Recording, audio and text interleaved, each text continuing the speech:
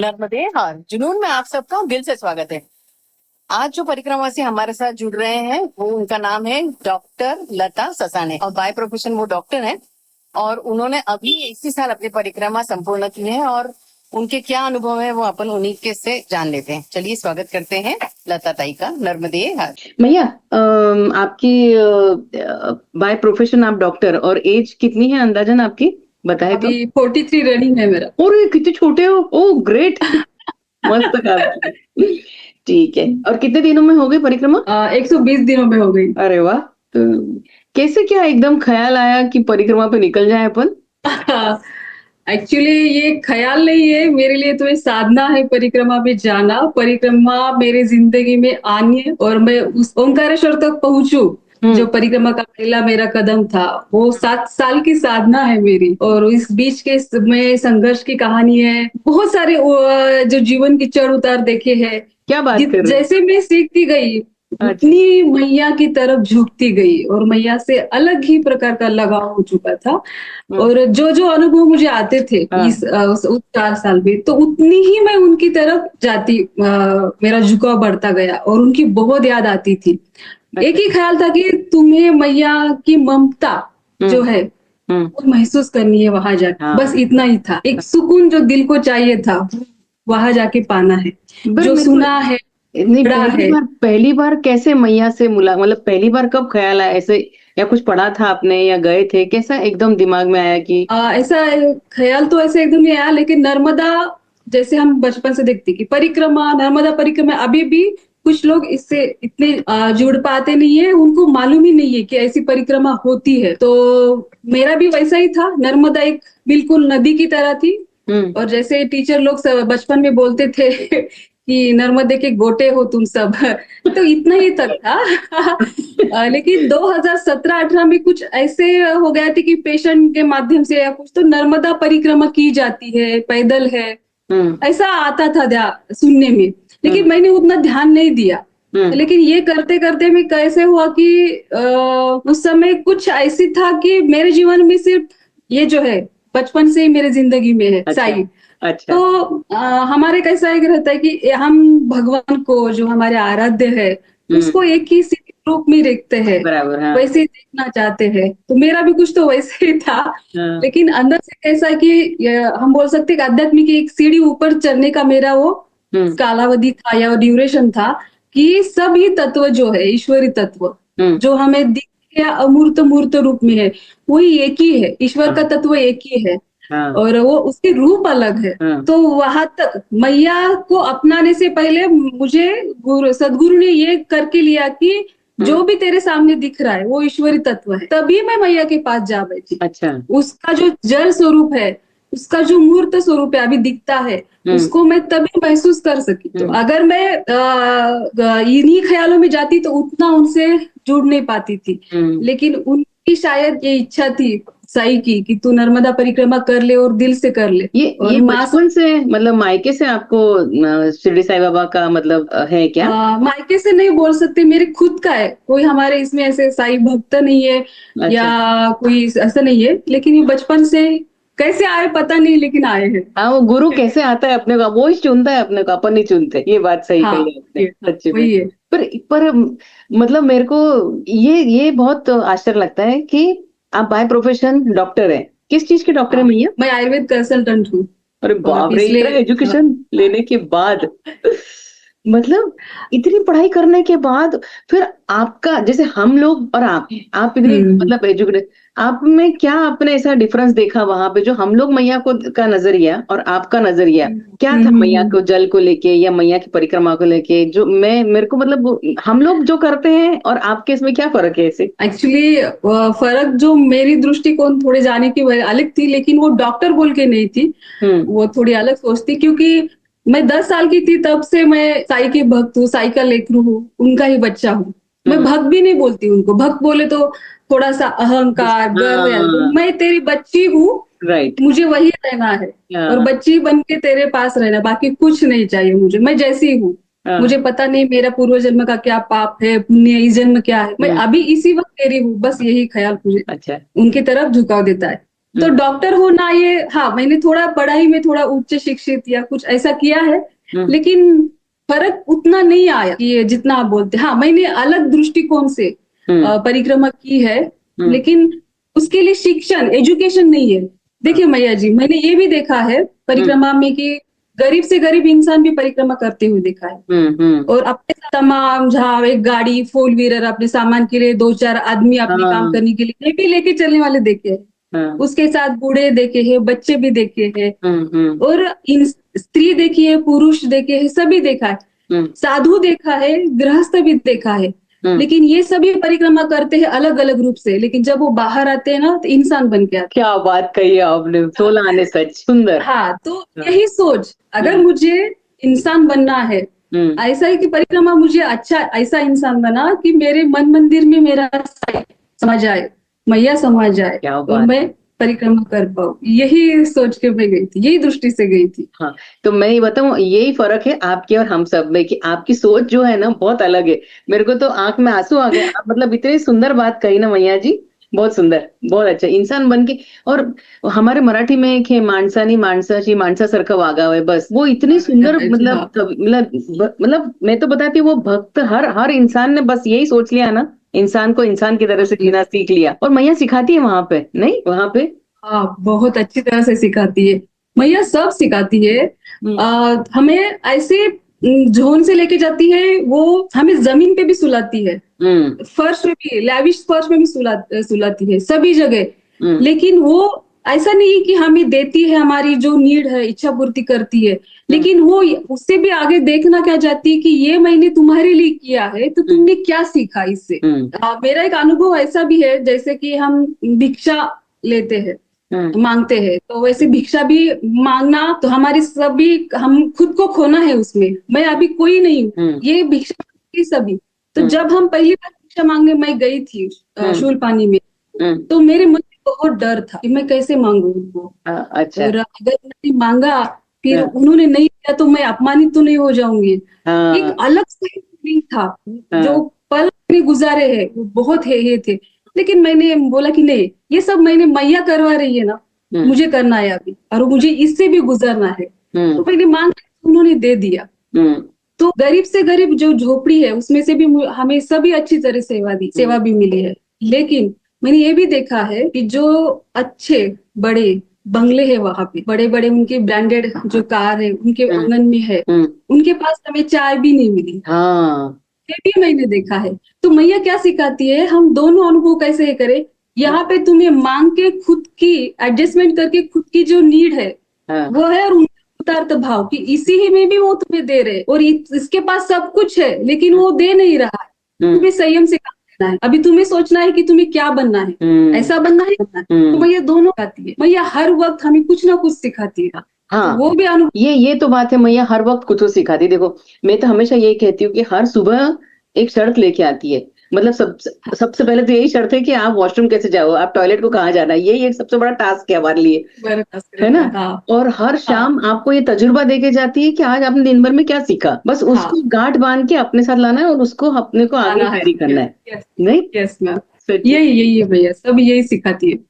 मैं ना जनरली सबसे ये प्रश्न पूछती हूँ कि आपके क्या अनुभव है, पर मैं आपसे ऐसा नहीं पूछूंगी अनुभव, क्योंकि मुझे एक चीज समझ में आ गई है कि हर डेली जो टास्क है, हर डेली जो आप चल रहे हैं वही एक अनुभव है। किसी चीज के ऐसे हाथ रूप में लेके मैया प्रकट हो रही है, या मगर को देख लिया हमने तो मैया दिख गई, ये सब मुझे लगता है ऊपर ऊपर का जो फ्लो है, आप जो डेप्थ में सीख के आए हो। तो आपको क्या लगता है मैया कि आप क्या, मतलब ऐसे मैया के ऐसे क्या आपके रोज के डेली के टास्क थे, या जो आपने टारगेट सही किए, या आपने क्या सोचा, मतलब क्या सीखा आपने वहां से और क्या लेके आए आप? तो परिक्रमा जाने के मेरे 3 टास्क नहीं थे, लेकिन मैं ये करूंगी 7 साल से।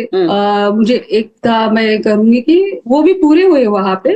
अच्छा। एक था कि जैसे हमने सुनते हैं कि जैसे स्वामी समर जी ने इनको भेजा परिक्रमा करने के लिए, या किसी गुरु ने अपने शिष्य को भेजा। तो इस जैसे मैं नर्मदा परिक्रमा के पढ़ती थी या सुनती थी, वीडियो देखती थी, साई का कहाँ पे ऐसे संदर्भ नहीं मिल रहा था। तो मेरा मन थोड़ा सा ये हुआ कि ऐसा कैसे हो सकता है। तो इसमें मैं साईं के पास बैठी और उनको बोला कि बाबा ऐसे कैसे हो सकता है। तो बाबा ने जो स्तवन मंजिल में पढ़ती थी वहां पे लिखा है कि दासगुरु महाराज जी ने स्तवन मंजिल जो लिखी है वो महेश्वर घाट पे लिखी है, नर्मदा किनारे। मुझे लगा कि ये तो पावन भूमि है, मुझे तो वो देखना है। तो एक मार्ग हो गया कि मुझे देखना है, परिक्रमा करनी है। फिर मुझे पता चला कि जो बर्फानी बाबा है उनको साईं बाबा ने भेजा है परिक्रमा करने के लिए। ये मुझे परिक्रमा उठाने के 4-5 दिन पहले पता चला। तो जो रहम नजर साईं की जिनके ऊपर जिन्होंने देखी है, अगर उनकी रहम नजर मुझे थोड़ी देर के लिए इसमें मिल जाए तो मैं तो भाग्यवान हूँ। मेरा तो साईं मुझे दे गया। क्या बात है। लिखा था कि मैंने वहां पे शर्त रखी थी बाबा को, या शर्त या मेरा मैं भाव ऐसा रखा था कि बाबा अभी मुझे पता चला है कि ये ऐसे हुआ है, आपने उनको भेजा है, लेकिन मैं उनको ढूंढूंगी नहीं। मैं उनका आश्रम नहीं देखा, वो कौन से आश्रम पे, कौन से तट पे है, मैंने कुछ नहीं देखा। अगर मेरी उतनी क्षमता है, मेरी उतनी पात्रता है, तो आप खुद ब खुद मुझे वहां पे लेके जाओगे। और मैं कभी भी आपको परिक्रमा में नहीं दोहराऊंगी कि मुझे ये करना है। मैं यहाँ पे ठाक से निकली हूँ, तो मैं फिर से कभी नहीं बोलूंगी कि मुझे उनसे मिलना है। अगर मेरी क्षमता है तो उनसे मिलाइए, और बाबा ने उनको मिलाया भी। ये टास्क हो गया परिक्रमा का। उसके बाद एक छोटी बच्ची का है जो अनुभव किया। जैसे अभी आप मेरा तो एक ही लड़का है, तो लड़की की चाह मन में हमेशा ही रहती है। तो छोटी बच्ची है, उसका हेयर बेल्ट ऐसे क्राउन जैसा, तो मैं हमेशा सोचती कि वहां पे जो भी रहेगा वो बच्ची मिलेगी तो उसको वो मुझे जो पसंद है एज अ क्वीन वो दे दूंगी। लेकिन ये ख्याल मेरे मन में था, लेकिन वो वैसे सजा के रखा था मैंने। उसका मुझे पता ही नहीं था कि ये मैंने सजा के रखा है।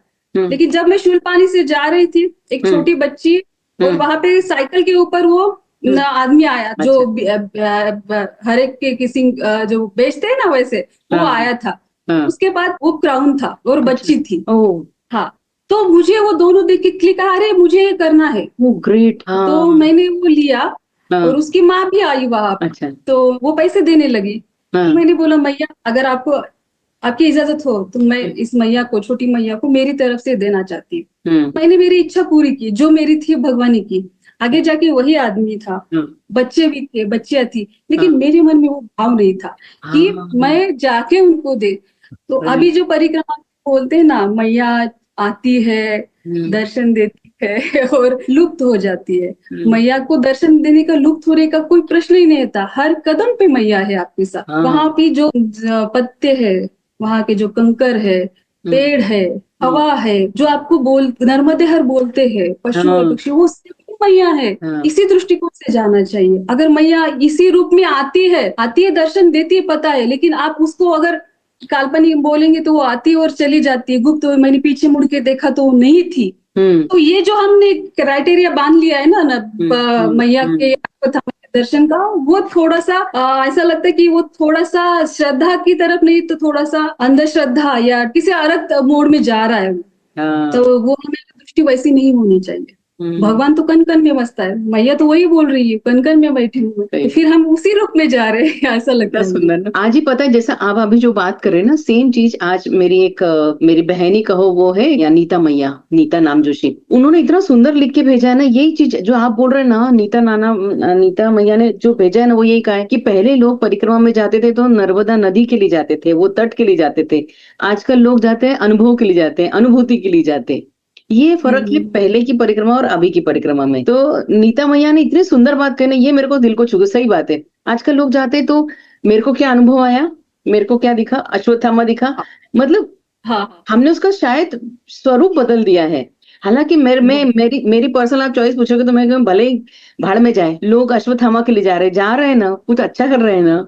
सब इधर उधर जाने से कम मैया के तट के पास, मैया के पास जाना है, वो उसका प्रारब्ध है, वो डील कर लेगी, वो जा रहे। यही बड़ी बात है ना। यही सिखाते हैं ना। हाँ, साईं बाबा भी यही कहते कि हर एक का भक्ति करने का अंदाज निराला लगता है। अष्टविध भावों से हम भक्ति करते हैं ना, नमन करते हैं, चिंतन करते हैं, आत्मनिवेदन करते हैं। जो अष्टभाव, 9विध भक्ति जो है, 9 प्रकार है भक्ति करने के, उसमें से जो भी मेरा करता है, नाम लेता है, कोई भी करे मेरे साथ।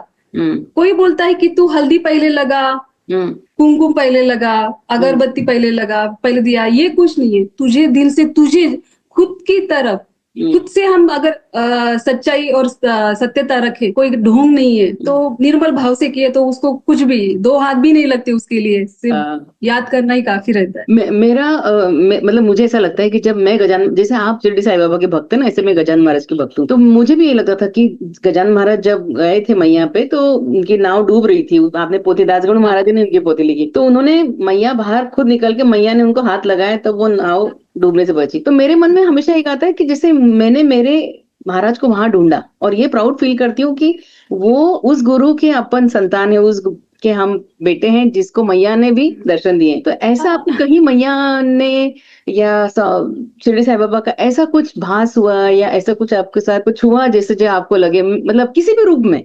किसी रूप में नहीं। अभी जो मैं आपको बोल रही थी, ये जो ऐसा आप बोल रहे हैं कि मैंने मैया को भी मूर्त स्वरूप नहीं दिया था, मैंने साथ में मैया का फोटो या मूर्ति नहीं रखी। अच्छा। बिल्कुल नहीं, मैं मैया हाँ, मैया को यही बोला था कि ये आपका जो जल स्वरूप है, मैं उसी में आपको उसी में शरणागत होना चाहती हूँ। अच्छा। और उसी जल को आत्मसात, जैसे आपने शंकर भगवान को अपना लिया था, अपने भीतर समाहित किया था, मैं उस काबिल बनना चाहती कि आप मुझ में समा जाए। तो मैं आपको रूप नहीं दूंगी, अगर मेरी उतनी पात्रता रही, परिक्रमा वैसे रही, तो आप मूर्त रूप पे जो भी है आ जाना, आप आपके रूप में आ जाना। मैं कुछ नहीं बोलूंगी कि आपने सफेद साड़ी पहनी थी, आप जो मगरमच्छ है उसके ऊपर है, या आपके हाथ में कुछ भी, मुझे कोई लेना देना नहीं है। लेकिन आपका मेरे तरफ से जो भाव है यही है कि मैं आपको जल स्वरूप ही मानूंगी अभी। तो वैसे ही साई का भी है।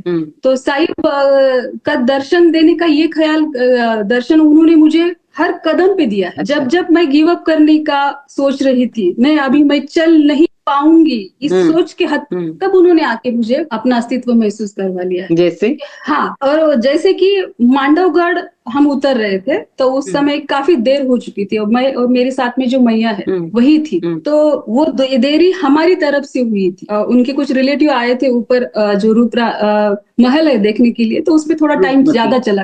हाँ, रूपवती। तो मैं वो देखने के लिए नहीं गई थी क्योंकि रेवाकुंड की जो हालत मैंने देखी थी नीचे, तो मन बहुत अस्वस्थ हो चुका था मेरा। तो मैं एक साइड पे जाके बैठी कि हम क्या क्या हो रहा है ये सब, मेरा बहुत डिस्टर्ब हो गई थी मैं, तो मुझे शांति चाहिए थी। तो मैं वो नहीं गई थी, वो देख के आ गई। तो उसमें थोड़ा सा बहुत टाइम लगा, तो हम दोनों को ही नीचे उतरना था। और मेरा कैसा है कि मेरा लेफ्ट लेग है, परिक्रमा शुरू करने के मेरे ख्याल से 4 या 5वें दिन से ही वो उसने गिव अप कर दिया था। मेरा सब राइट रहेगी, मैं फोल्ड नहीं कर पाती लेफ्ट लेग, और मैं अपना जो लेफ्ट लेग है इतना ही पीछे से ऐसा ही कर पाती हूँ। अगर मुझे सीढ़ी चढ़नी तो मैं ऐसा चढ़ती थी, ऐसा इतना पेन होता था वहां पे। अच्छा। तो अभी तो मुझे स्लोप से पहले तो बहुत डर था। और मांडवगढ़ आपको पता है कि हर एक बताता है कि टाइम, पहली बात है कि आप टाइम से पहले चले जाइए, थोड़ा वक्त निकाल के ही उतरिए। तो पहली बात तो हमारी खत्म हो चुकी थी। मैंने उनको, मैया को बोला कि मेरी हालत फिजिकली उतनी ये नहीं है जाने के लिए, और पहली बात जो स्लोप है मुझे पहले डर लगता है, मेरी शारीरिक क्षमता भी नहीं है। लेकिन उन्होंने उतना ये नहीं लिया था, हमें नीचे जाना ही पड़ा। तो मैं बहुत डर डर के जा रही थी। तो मैया से माफी मांगी, तो वो बोलती मैया है, मैया नहीं है, ऐसा उनका मत था। लेकिन मेरा मानना यह था कि अगर खुद संकट में पड़ो और मैया की पुकार करो, ये तो हद हो, ये तो मेरे दायरे में नहीं था। कि मैया को आजमाने के लिए हमें खुद में जाने की जरूरत नहीं है ना, वो देख लेगी क्या करना। बाबा, अब आपको पता है सब, मुझे आपकी बहुत जरूरत है। अच्छा। आप आ जाओ, सहारा दे दो। भैया आप, ये भाव निकले, उसमें बहुत आर्त स्वर था। और आप सोचिए कि मेरे हाथ में चप्पल में घबरा रही थी, और ऐसे टेंशन में क्या कि अंधेरा भी हो रहा था, मैं फिजिकली भी उतना नहीं कर रहा थी, और जो इमोशन मेरे साथ आ रहे थे, अगर इस बीच में मेरा पैर ऐसे वैसे हो गया तो आगे का कैसा होगा। तो मैंने बाबा को कर लगा। तो सामने से एक, मेरे ख्याल से 70 या 75 साल के चढ़ रहे थे बाबा जी। एक बाबा आगे से वापस चढ़ रहे थे, वो पीछे से नहीं आ रहे थे हमारे, उल्टा हम उतर रहे थे, वो चढ़ रहे थे। अरे हाँ। तो मैंने बोला बाबा आप कहाँ से आ रहे हैं? तो उन्होंने बोला कुछ परिक्रमावासी को मैं आश्रम तक, शबरी आश्रम है जो नीचे पहला आश्रम, हाँ कुणाल पाटिल जी, वहां पे उनको छोड़ के आई। तो मैं ऐसे बात में नहीं, नर्मदे हर करके निकल जाती हूँ। लेकिन मैंने बोला बाबा आप मुझे छोड़ दोगे क्या वहां पे? हाँ बेटा पकड़ो मेरा हाथ और चलो। अरे बाप रे। आप सोच नहीं पाओगे कि मैंने जो मैंने उनका हाथ पकड़ा है, और जो जिस भाव से जो मेरी गलती है, मेरी शारीरिक उसमें से गई, लेकिन मेरा मन तो ऊपर से हवा में ही नीचे जा रहा। और मैंने माफी भी मांगी उनको, टॉर्च भी दिया उनको आगे। अभी देखिए मेरी ताई मेरी मैया है, और जैसे हम सोचते हैं कि वो आया तो वैसे ही जो हमारा जो अभी रहम चल रहा है, पीछे मुड़ के देखा, ये थे।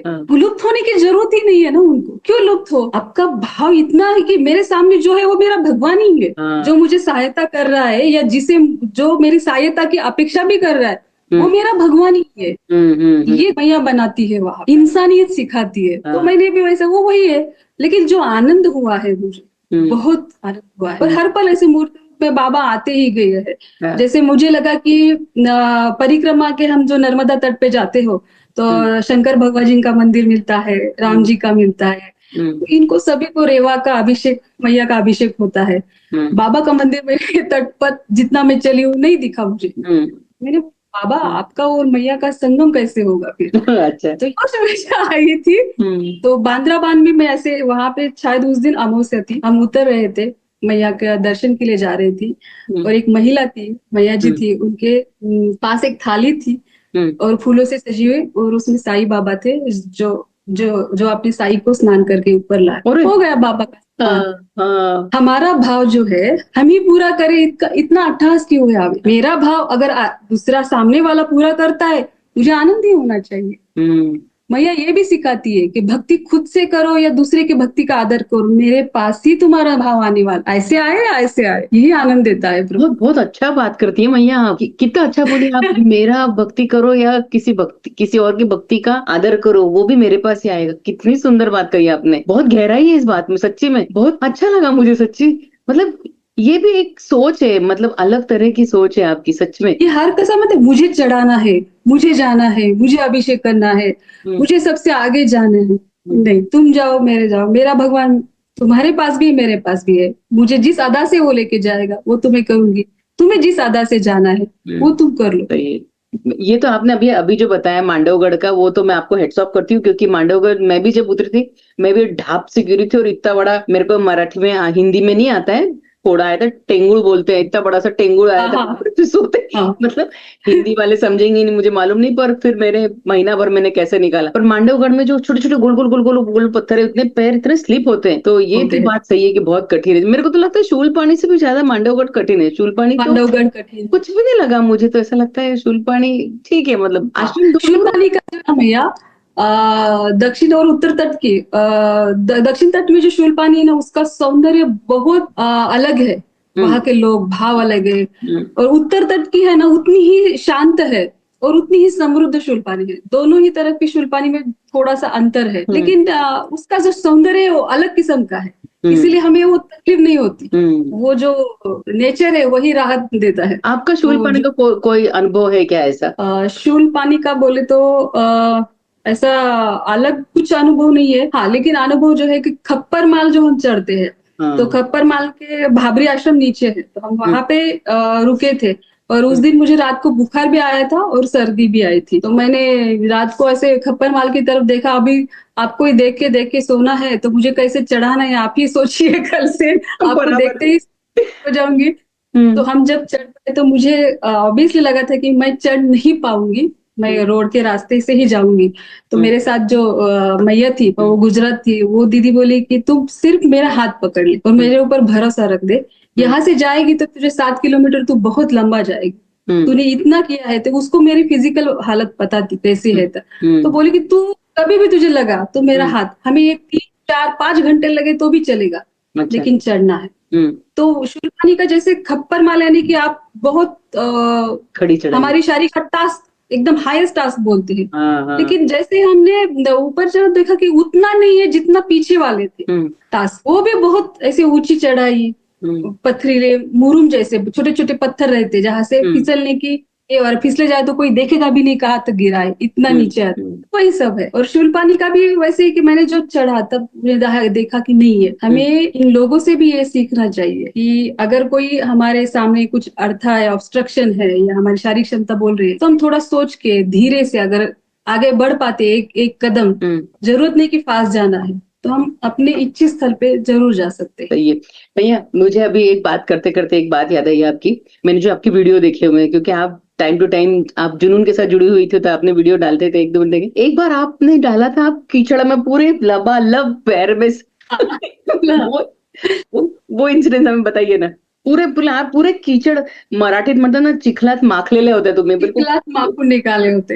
हाँ, तो वो इंसिडेंस मेरे ख्याल से हमने शूलपानी पार कर लिया था, इंद्रवर्मा से हम निकले थे, और वहां पे भी मुझे बहुत अच्छा अनुभव आया था कि हम बोलते हैं कि हम ईश्वर से पूजा करते, लेकिन हम ये महसूस नहीं करते कि ईश्वर से मैं भी प्रेम करता हूँ। ये नहीं, हमारे ऐसे शब्द में नहीं आता, सुनने में नहीं आता।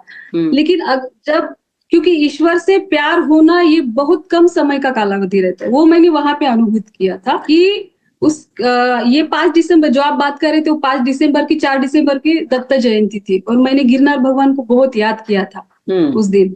अच्छा। अगले दिन जब हम उस आश्रम में थे, अश्विनी कुमार के जहाँ पे तपोस्थली है, व्यास मुनि जी का जहाँ पे है, वहां पे हम बहुत देर तक रुके थे। वहां पे सत्संग भी चल रहा था, तो वहां पे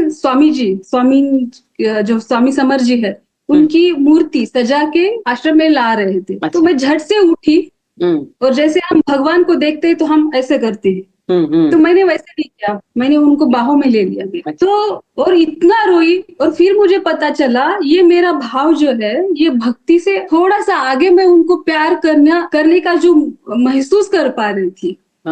तो देखिए, अगर भगवान का साक्षात दर्शन चाहिए तो अपनी कितनी क्षमता होनी चाहिए। पहले भगवान को, ईश्वर को प्यार करना आना चाहिए। तो मैंने वहां पे महसूस किया कि मैं स्वामी जी को अपना मान चुकी, म्हणजे वैसे जैसे बच्चा अपने माँ के गले में ऐसे लगता है ना, इंसान से वैसे। और उसके बाद हम आगे चले तो वो दलदल वाला रास्ता मिला, तो वो रास्ते में दलदल था, लेकिन वहां पे जहाँ पैर नहीं रखना चाहिए वही मैंने रख दिया था, और एक रख दिया तो मुझे वहीं पे स्टॉप रहना चाहिए, लेकिन उस गड़बड़ में मैंने दूसरा भी रहता, और मैं नीचे जा रही थी। और मैं क्या कर रही थी कि दंड के प्रेशर करूं और उठ जाऊं ऊपर। वो भी नहीं हो रहा था, क्योंकि वो दंड भी नीचे जा रहा था। वो जो दलदल हम बोलते हैं ना, जो फिल्मों में दिखाई देते, वो अंदर खींचते हैं, वैसे खींचा मैंने महसूस किया है। ओ गॉड, वहां पे।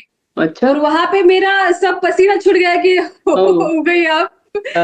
तो पीछे से एक बाबा जी आए, और उन्होंने मेरी हालत देख ली। वो झट आगे गए, उन्होंने हाथ दिया, अपनी बैग वगैरह सब निकाल के मुझे हाथ दिया। मुझे ऐसे खींच के नहीं, जैसे हम पौधा तोड़ते हैं ना, ऐसे छोटे वाला, वैसे ऐसे करके निकाला था उन्होंने। उनको भी बहुत प्रेशर लगाना पड़ा। एक गलत वहां पे है, थोड़ा सा जो स्पॉट है ना, थोड़ा सा डेंजर है, लेकिन मेरे ध्यान में वो नहीं आया कि मुझे यहाँ से जाना, थोड़ा चेक करके जाना था। लेकिन शायद वो मिलना था, लेकिन पूरे कीचड़ में ऐसे ये करती। मैंने देखा वो मतलब मैंने देखा पूरा कीचड़ में सने हुए हैं पूरे से, नहीं क्योंकि वो, और उस समय नहीं समझ आता कि आप चलने के इसमें रहते ना, तो एक पैर गया, आप संभलने के लिए दूसरा पैर रखते हो, वही पूरा दलदल पूरा अंदर से नीचे जाता। और फिर हम आधा जो हमारे दंड है उसका ऐसे लगता है कि प्रेशर देखे ऊपर उठे, वो भी अंदर नहीं होता। हमारे सॉक्स भी है, सैंडल भी है, और वो अंदर हम धसे जा रहे हैं। और आगे मेरा कोई नहीं था, पीछे थे बाबा जी। तो वो जल्दी से आके उन्होंने देखला कि मैं फंस गई। सही है, सच में वो एक बहुत विलक्षण था, अद्भुत था। आप अभी सैंडल की बात की, कितने सैंडल लगे होंगे आपको, सॉक्स और सैंडल अंदाजा? अच्छा, 2 में हो गया आपका? अरे वाह। हाँ, चलो अच्छा है। ज्यादा एक तो जैसे मेरा अमरकंटक से ही खराब हुआ था, जो थर्ड आने वाला, थर्ड चाहिए था, डिमांडिंग था कि मेरे इसमें। लेकिन मेरे पास जैसे मुझे छाले बहुत आते थे पहले 1 महीना तो मेरा छालों में ही गया था। तो अगर मैं चेंज करूंगी तो मुझे वो भी डर था कि छालों की वजह से आगे पूर्व मुझे दर्द या फिर से वही परेशानी क्यों उठाऊं मैं। तो मैंने वही कंटिन्यू किया। तो मेरे हस्बैंड ने भेजा था यहाँ से, हमारे वहां पे एक डॉक्टर है कलीग वहां, उनके यहाँ पे, लेकिन मेरा वहां पहुंचना और सैंडल वहां पे कुरियर आना, ये थोड़ा मिसमैच हो गया। तो मैंने मैया से यही किया कि मैया, ये जो मेरे पैरों में है अभी, ये जितना घिसाना है उसको घिस ले, मैं चलूंगी, लेकिन उसको जो होल है वो मत दिला। वो दिखा तो मेरा सब कुछ ये होगा, लेकिन वहां तक जो पतली परत है उतनी ही रहने दे, सिर्फ मैं चलूंगी इसके ऊपर, तू चलाएगी मुझे। कि वो नहीं आ रहा है मेरे पास, तो शायद वो किसी और की जरूरत रहेगी, हमने वहीं पे रखा वो। हाँ, उसके नाम क्या है। ये जो सोच है ना, मैं सच बता रही हूँ, अभी आप जो बोल रहे हैं ना, एक एक शब्द बहुत सुंदर बोल रही है आप भैया, कि मुझे नहीं मिला तो उसका हम दुख नहीं करो, क्योंकि वो जिसको गया उसको ज्यादा जरूरत है। बहुत अच्छी बात कही आपने ये। हाँ, तो इसीलिए मुझे दो ही लगे। और बाकी क्या पूछा था आपने? मेरे को भी मतलब मुझे ये चीज एक आपकी बहुत अच्छी लगी कि आप ना प्रैक्टिकली देखते हैं, मीन्स ऐसे वो आध्यात्म को भी प्रैक्टिकली देखते हैं आप, तो कितना मतलब वो दिल तक जाता है ना। बहुत सुंदर। हाँ, मेरे को क्योंकि ना हाँ जी, बोलिए, आप बोलिए। मेरे को क्या हो रहा है आपकी बात सुन के, एक एक आपके साथ मुझे ऐसा लग रहा है कि मैं आपके साथ, जैसे आप मांडव करे तो मेरे को मेरे विजुअलाइजेशन हो रहे, तो मुझे आपके साथ ऐसा अनुभव आ रहा है कि अरे हाँ ये तो अपन ने भी किया था, अरे ये तो अपना भी हुआ था। तो अब एक एक चीज एहसास होता है, समझ में आता है कि वो जो फूल बिछे हुए थे या कांटे बिछे हुए थे वो चुन चुन के लाना वो हमारा प्रारब्ध था। आज इतनी स्मूथ हो गई आपकी परिक्रमा, लोग बोलते हैं अरे करके आ गई, करके आ गई से ज्यादा मुझे लगता है कहीं ना कहीं आपका प्रारब्ध बहुत अच्छा था, आपको सदगुरु का आशीर्वाद था, इसीलिए आपकी इतनी सुंदर परिक्रमा हो गई। तो वो लोगों को दिख रहा है कि इतने साल आपने बहुत तपस्या की है, उसका ये फल है। उसका मैं एक अनुभूति बताती हूँ, जो आपने बोला था आपके नजदीक की अनुभूति क्या है या साई की क्या है। तो मैं परिक्रमा में जैसे परिक्रमा क्यों करना है ये मेरे ध्यान में आने से पहले मैया को मैंने बहुत सारे खत लिखे। जब मेरे बच्चे ने मुझे पूछा कि तुझे ये सब करना है तो इसकी वजह क्या है, तो मैं उसको उसका भी समाधान हो या मेरा भी समाधान हो, मैं नहीं दे पा रही थी। तो मैंने खत लिखना शुरू किया। मैं लिखती हूँ थोड़ा सा उस समय, जैसे मुझे कंफ्यूजन होता है तो मैं लिखती गई। तो मुझे जो अंदर का जो इंसान अभी जो जी रहा था संघर्षपूर्ण लाइफ या जो भी मेरे साथ हुआ है हो गया है हमारे जीवन में, तो वो सब मैं लिखती चली गई थी। और लिखने के बाद मुझे पता चला 10-12 दिन जैसे खत बढ़ते गए मेरे, तो वो तो मुझे अंदर से अभी मलहम लगा रही है मैया, वो राहत दिला रही है। तो मैं क्या मांगने के लिए जाऊं वहां पे? तो मैं मैया को ही ऐसा खुद को ऐसा बनाऊं या ऐसा मेरे जो क्षमता है, मेरा जो चाहिए और जो ममता है मैं खुद अनुभव करूं, खुद ऐसी मैया की बेटी वैसे आनंद करूं, मैया की अनुभूति लूं। जैसे कि हम गर्भ में एक बच्चा रहता है और उस माँ को पता नहीं चलता वो काला है, गोरा है, लड़का है, लड़की है, आगे जाके क्या बनेगा, फिर भी वो कितना प्यार करती है। तो मैया भी वो मुझे वैसे ही अपना है। मैं अभी मेरा पाप है, पुण्य है, मैं गोरी हूँ, क्या रही हूँ, मैं क्या करी, लेकिन ये जो परिक्रमा है मेरी, उसके दौरान तू मेरे ऊपर ऐसे संस्कार कर, ऐसे मुझे सिखा, उस शारीरिक और मानसिक और आध्यात्मिक जो तू मुझे कसौटिया में से उछालना चाहती है उसकी तरफ उछाल। मुझे पता है कि तूने मेरा हाथ पकड़ा लिया, जो करना है कर ले, मैं गिव अप कर लूं तो ये कर ले, मुझे उठा ले, सब कर ले, लेकिन मुझे ऊपर वो मेरे अंदर का इंसान ऐसे बना या मन मंदिर ऐसे बना कि तेरे 2 क्षण का तू मेरे इसमें रह जा। तो ये सोच से मैं तेरी उनकी बेटी बन के वहां पे गई थी। तो मेरी ये सोच क्लियर थी कि मुझे परिक्रमा क्यों करनी है। मेरी कितनी भी लाइफ से डिमांड रहे वो मुझे नहीं चाहिए था। तू देखती है तू कर पूरे। जब परिक्रमा खत्म हो रही थी, 119वां दिन था, संध्या काल की संध्या, और आज की परिक्रमा कल खत्म होने वाली है। ये सूर्यास्त उस समय का, उस परिक्रमा का लास्ट था। और मैं मैया से भी मिलने वाली थी, खुशी और आनंद दोनों का संयोग था, संध्या काल थी वो। मन में आया कि तुझे पता है क्या लता कि तेरी परिक्रमा कैसे हुई है, ये तुझे पता है क्या? तो इस सवाल ने मुझे बेचैन कर दिया। तो इस सवाल का जवाब कौन देगा मुझे? मेरी अनकही बात मेरे भगवान ने सुन ली है, तो मुझे कोई तो शब्द रूप में आंसर चाहिए ना। ऐसे हम सोचते हैं कि कोई तो आए मुझे बताए कि तेरी परिक्रमा कैसे हुई है।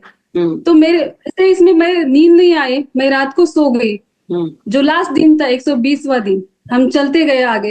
हथिया बाबा का आश्रम आया तो उस सवाल का जवाब मुझे नहीं मिल रहा था और मेरे ध्यान में वही आ रहा था, तुझे पता है क्या तेरी परिक्रमा कैसे हुई है, साई को कैसे लगी है वो। तो वो सवाल मेरे अंदर घूम रहा था।